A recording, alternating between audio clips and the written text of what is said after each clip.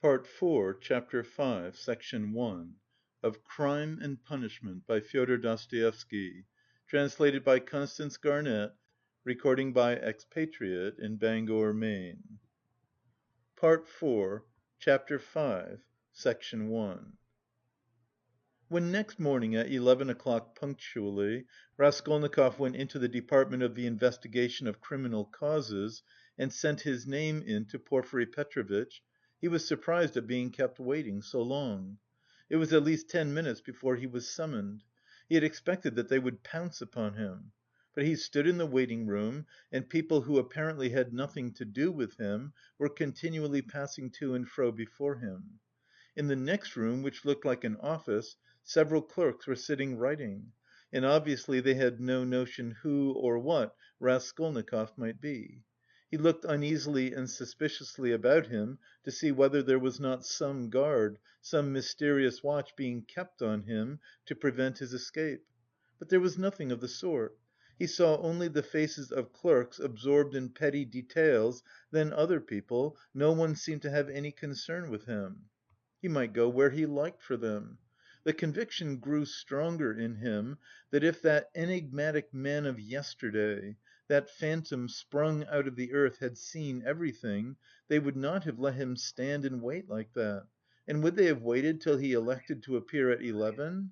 Either the man had not yet given information, or simply he knew nothing, had seen nothing.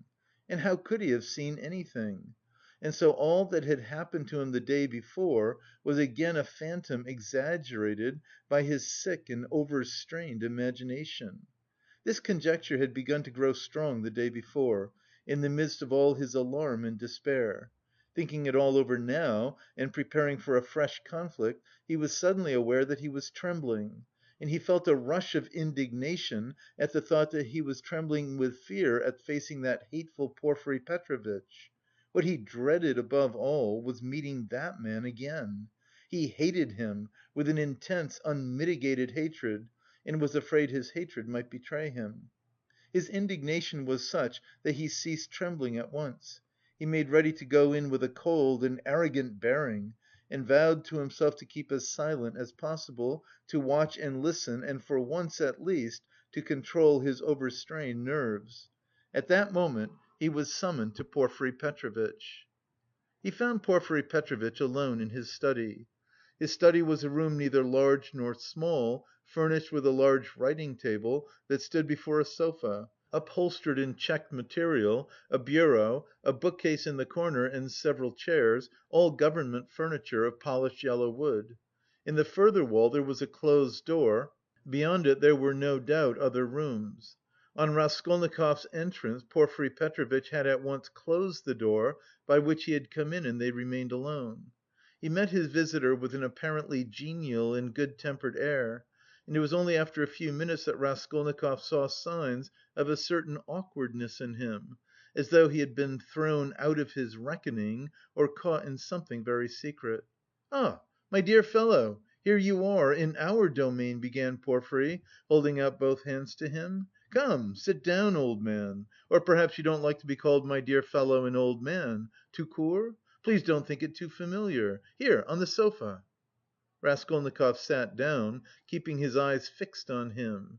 In "our domain" the apologies for familiarity, the French phrase tout court were all characteristic signs.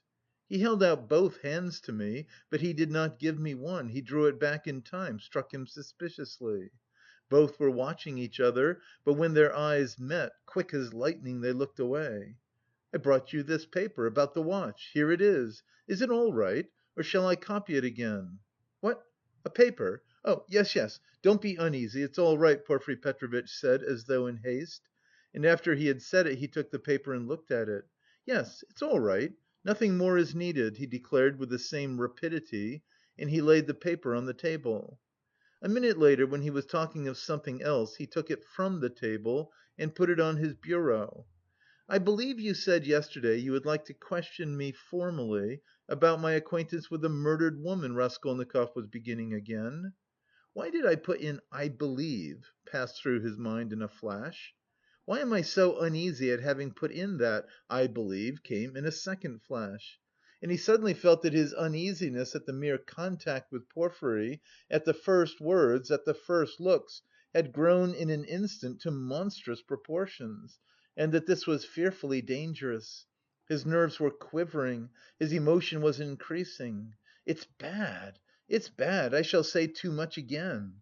"Yes, yes, yes, there's no hurry, there's no hurry," muttered Porfiry Petrovitch, moving to and fro about the table without any apparent aim, as it were making dashes towards the window, the bureau and the table, at one moment avoiding Raskolnikov's suspicious glance, then again standing still and looking him straight in the face. His fat round little figure looked very strange, like a ball rolling from one side to the other and rebounding back. "We've plenty of time. Do you smoke? Have you your own? Here, a cigarette," he went on, offering his visitor a cigarette. "You know, I am receiving you here, but my own quarters are through there, you know, my government quarters. But I am living outside for the time, I had to have some repairs done here. It's almost finished now. Government quarters, you know, are a capital thing, eh? What do you think?" "Yes, a capital thing," answered Raskolnikov, looking at him almost ironically. A capital thing," repeated Porfiry Petrovitch, as though he had just thought of something quite different. "Yes, a capital thing," he almost shouted at last, suddenly staring at Raskolnikov and stopping short 2 steps from him. This stupid repetition was too incongruous in its ineptitude with the serious, brooding and enigmatic glance he turned upon his visitor. But this stirred Raskolnikov's spleen more than ever, and he could not resist an ironical and rather incautious challenge. "Tell me, please," he asked suddenly, looking almost insolently at him and taking a kind of pleasure in his own insolence. "I believe it's a sort of legal rule, a sort of legal tradition, for all investigating lawyers to begin their attack from afar, with a trivial, or at least an irrelevant subject, so as to encourage or rather to divert the man they are cross-examining, to disarm his caution, and then all at once to give him an unexpected knock-down blow with some fatal question. Isn't that so? It's a sacred tradition, mentioned, I fancy, in all the manuals of the art." "Yes, yes. Why, do you imagine that was why I spoke about government quarters, eh?" And as he said this, Porfiry Petrovitch screwed up his eyes and winked. A good‐humoured, crafty look passed over his face. The wrinkles on his forehead were smoothed out, his eyes contracted, his features broadened, and he suddenly went off into a nervous prolonged laugh, shaking all over and looking Raskolnikov straight in the face. The latter forced himself to laugh too, but when Porfiry, seeing that he was laughing, broke into such a guffaw that he turned almost crimson, Raskolnikov's repulsion overcame all precaution. He left off laughing, scowled and stared with hatred at Porfiry, keeping his eyes fixed on him while his intentionally prolonged laughter lasted. There was lack of precaution on both sides, however, for Porfiry Petrovitch seemed to be laughing in his father's face and to be very little disturbed at the annoyance with which the visitor received it. The latter fact was very significant in Raskolnikov's eyes. He saw that Porfiry Petrovitch had not been embarrassed just before either, but that he, Raskolnikov, had perhaps fallen into a trap, that there must be something, some motive here unknown to him, that perhaps everything was in readiness and in another moment would break upon him. He went straight to the point at once, rose from his seat and took his cap. "Porfiry Petrovitch," he began resolutely, though with considerable irritation, "yesterday you expressed a desire that I should come to you for some inquiries." He laid special stress on the word "inquiries." "I have come, and if you have anything to ask me, ask it, and if not, allow me to withdraw. I have no time to spare. I have to be at the funeral of that man who was run over, of whom you know also," he added, feeling angry at once at having made this addition and more irritated at his anger. "I am sick of it all, do you hear? And have long been. It's partly what made me ill. In short," he shouted, feeling that the phrase about his illness was still more out of place, "in short, kindly examine me or let me go at once. And if you must examine me, do so in the proper form. I will not allow you to do so otherwise, and so, meanwhile, good‐bye, as we have evidently nothing to keep us now." "Oh, good heavens! What do you mean? What shall I question you about?" cackled Porfiry Petrovitch with a change of tone, instantly leaving off laughing. "Please don't disturb yourself," he began fidgeting from place to place and fussily making Raskolnikov sit down. "There's no hurry, there's no hurry, it's all nonsense. Oh, no! I'm very glad you've come to see me at last. I look upon you simply as a visitor. And as for my confounded laughter, please excuse it, Rodion Romanovitch. Rodion Romanovitch? That is your name? It's my nerves, you tickled me so with your witty observation. I assure you, sometimes I shake with laughter like an india rubber ball for half an hour at a time. I'm often afraid of an attack of paralysis. Do sit down, please do, or I shall think you are angry." Raskolnikov did not speak. He listened, watching him, still frowning angrily. He did sit down, but still held his cap.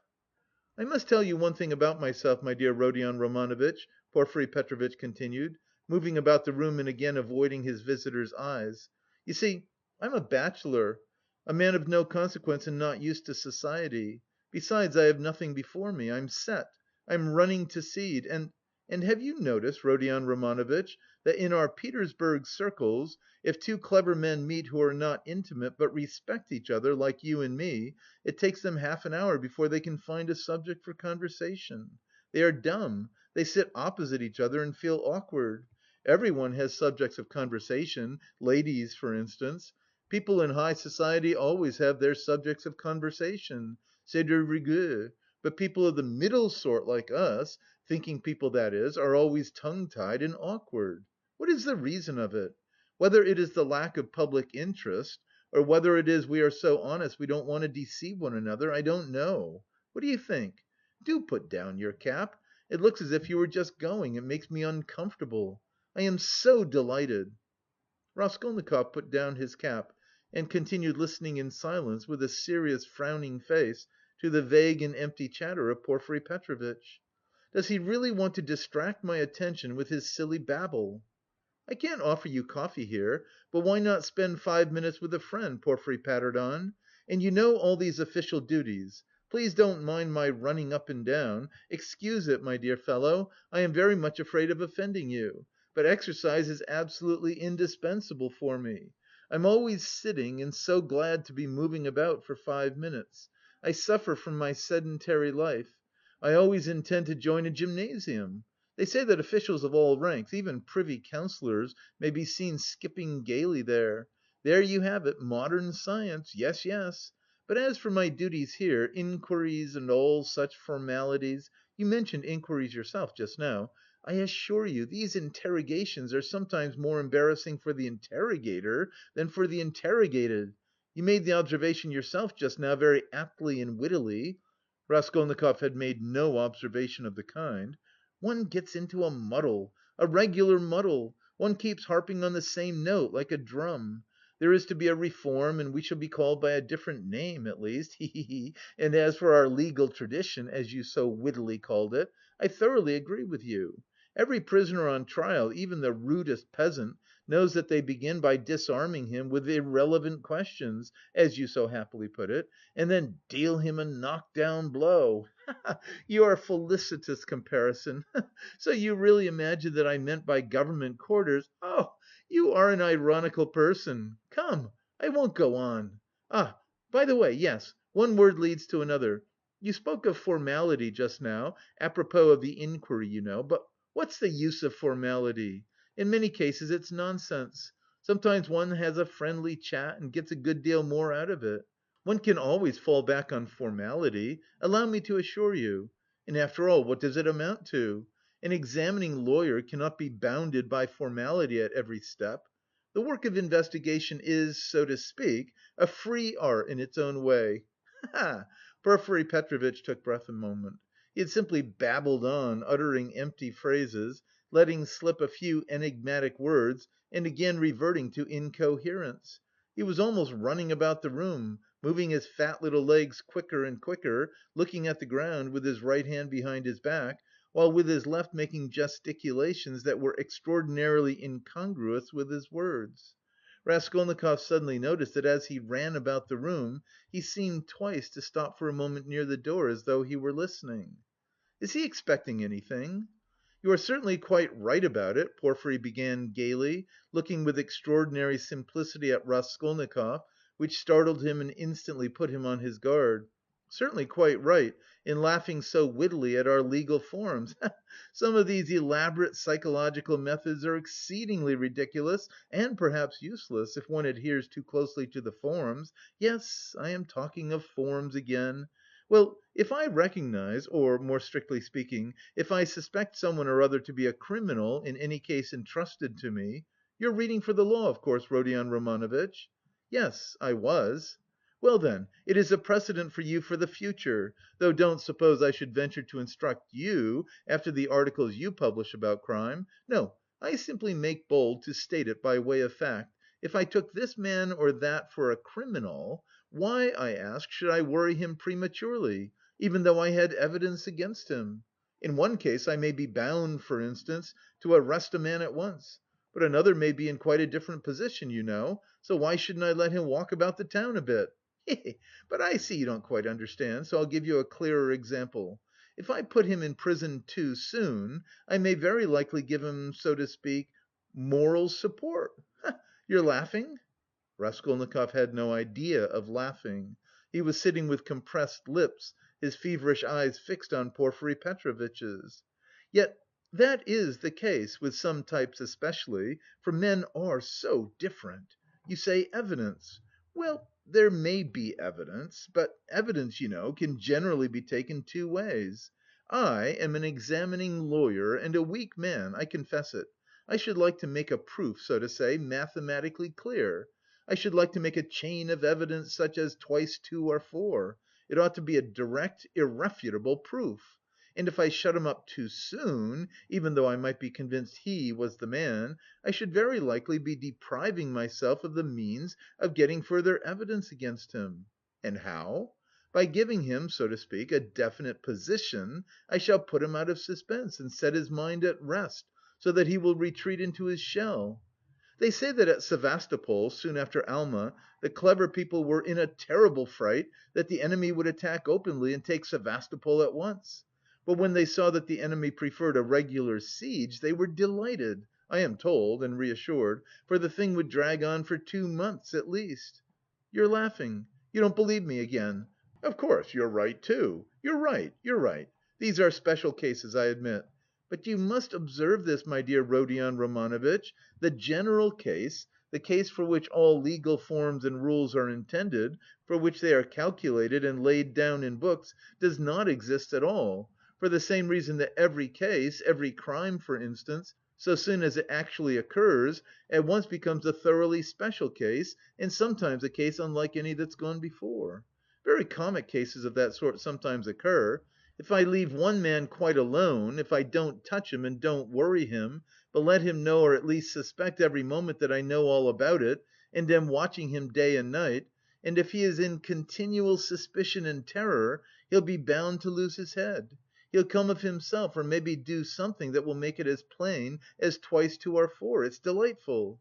It may be so with a simple peasant, but with one of our sort, an intelligent man cultivated on a certain side, it's a dead certainty.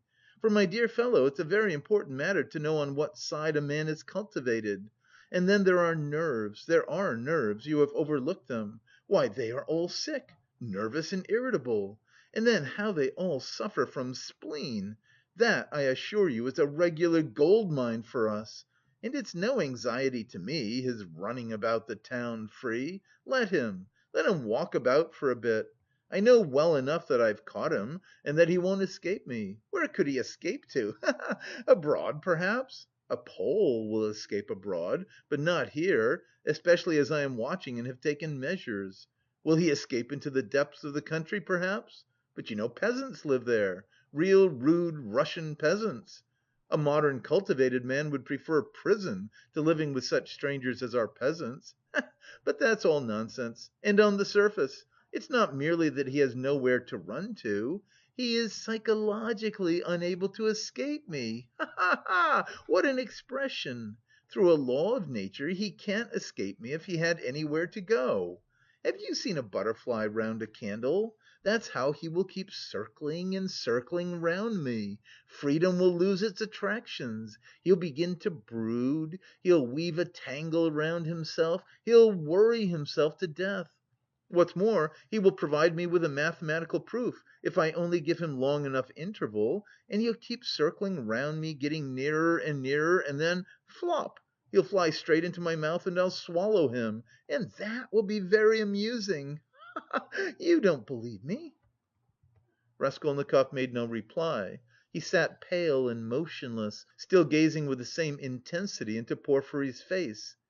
"It's a lesson," he thought, turning cold.